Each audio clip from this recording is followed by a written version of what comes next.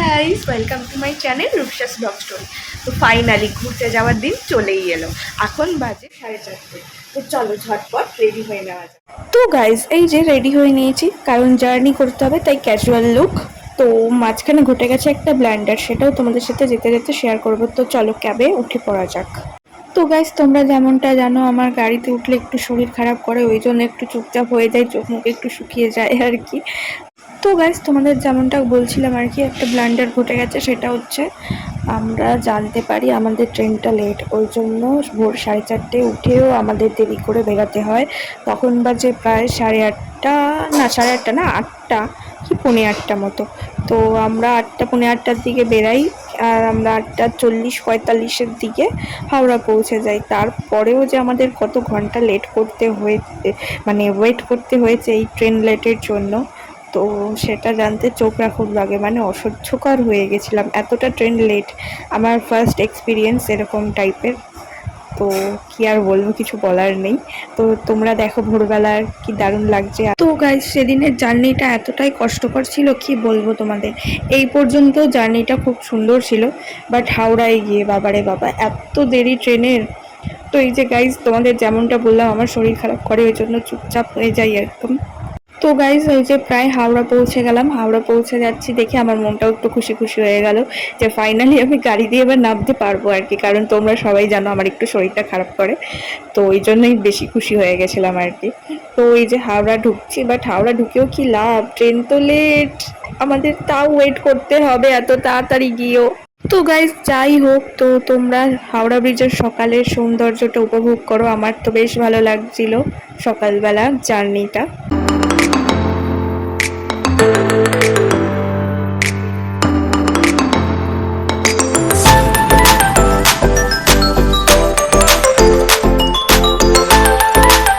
তো guys, finally পৌঁছে গেছি হাওড়াতে। তো দেখো সকালবেলা কত ভিড়, আর এই যে সেই হাওড়া স্টেশনের সেই বড় পাখা আর কি, ফেমাস পাখা। তো দেখো কার সাথে দেখা হয়ে গেছে, দিদির সাথে। কোইন্সিডেন্টালি দিদিরাও যাচ্ছে ওই দিনে, আর একদমই এই জানা ছিল না, একদম কোইন্সিডেন্টালি হয়ে গেছে পুরো ব্যাপারটা। আমাদের এখনো ট্রেন এলো না। কটা বাজে এখন? কখন আসবে জানি না, ট্রেন কখন আসবে জানি না। আমরা ক্লান্ত হয়ে গেছি, ভাবছি এখানেই পিকনিক করে এখান থেকেই বাড়ি চলে যাই। হ্যাঁ, এখনো কোথায় যাচ্ছি সেটা কিন্তু বলবো না, ট্রেনে উঠেই বলবো, যাতে তোমরা ভিডিওটা দেখো। তো গাইস, আমাদের ট্রেন ফাইনালি দিল। হ্যাঁ, তখন বাজে 11:30। 11:30-র সময় আমাদের ট্রেন দিল। এতে ট্রেনে উঠে বসে পড়েছি। তো এত টায়ার্ড, 3 ঘন্টা ওয়েট করে করে, তো তাই ওপরে উঠেই একেবারে শুয়ে পড়লাম। তো ফাইনালি আমাদের ট্রেনটা ছাড়লো, তখন বাজে প্রায় 12:30-র কাছাকাছি মতো। মানে এত লেট কি বলবো, 3 থেকে 4 ঘন্টা আমাদের শুধু হাওড়া স্টেশনে ওয়েটই করতে হয়েছে ট্রেনের জন্য। তো যাক, ফাইনালি ট্রেনটা ছাড়লো, এবার ভালোই ভালো পৌঁছে গেলে হয়। তাই যে আমি ওপরে বসে আছি, মা একটু ভিডিও করে দিচ্ছিল আর কি। আমাদের ট্রেনটা ছিল পাহাড়িয়া এক্সপ্রেস। এটা হচ্ছে এনজেপি দিয়ে হাওড়া আসে, দেন হাওড়া দিয়ে দীঘা যায়। হ্যাঁ, তোমাদেরকে বলেই ফেললাম, হ্যাঁ আমরা দীঘা যাচ্ছি।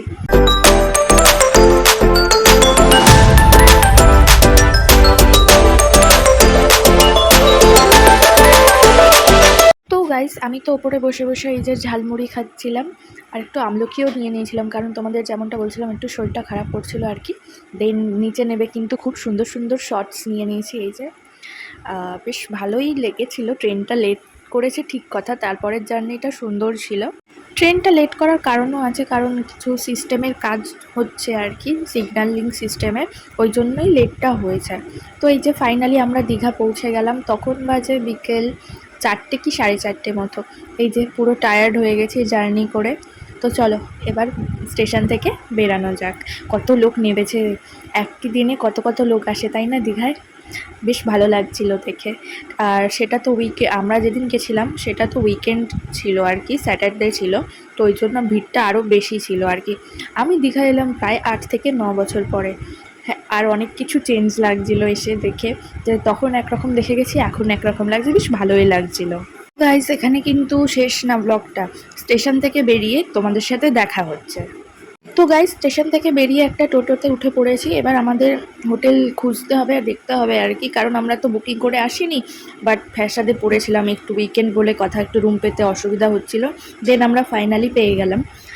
হোটেলটা কিন্তু খুব সুন্দর, বেশ পছন্দ হয়েছে আমার। হোটেল ময়ূরী, খুবই সুন্দর।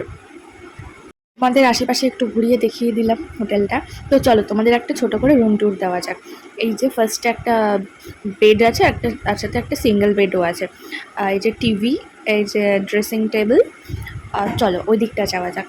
এখানে একটা টেবিল মতো আছে, আর এটা হচ্ছে একটা সিটিং এরিয়া, আর এখানে আছে একটা ওয়াশরুম। যে একটা সিটিং এরিয়া যেরকমটা বললাম তোমাদের।